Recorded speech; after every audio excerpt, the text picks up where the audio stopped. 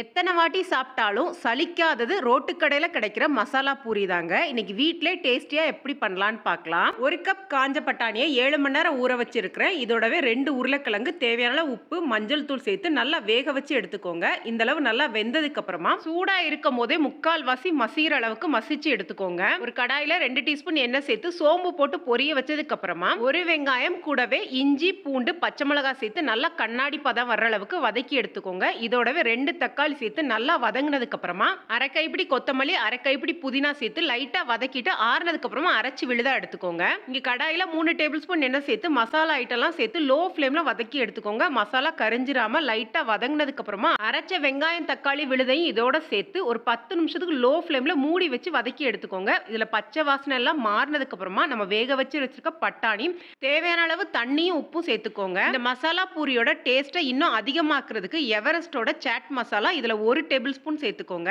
எல்லாத்தையுமே நல்லா கலந்துட்டு லோ ஃப்ளேம்ல ஒரு 20 நிமிஷம் கொதிக்க விட்டுருங்க. சாட் பாத்தீங்கன்னா நல்லா கொதிக்க கொதிக்க தான் டேஸ்ட் அதிகமாகும். இறக்கும் போது இதுல லெமன் ஜூஸும் கொத்தமல்லி தலையும் தூவிட்டு இறக்கிட்டீங்கன்னா ரொம்ப டேஸ்டியான ரோட்டு கடையில கிடைக்கிற மாதிரியே மசாலா பூரி தயாராயிருச்சு. யாருக்கெல்லாம் இந்த மாதிரி சுட சுட மசாலா பூரி சாப்பிட பிடிக்கும்னு கமெண்ட் பண்ணுங்க. வீடியோ பிடிச்சிருந்துச்சா லைக் பண்ணுங்க, ஷேர் பண்ணுங்க. நன்றி, வணக்கம்.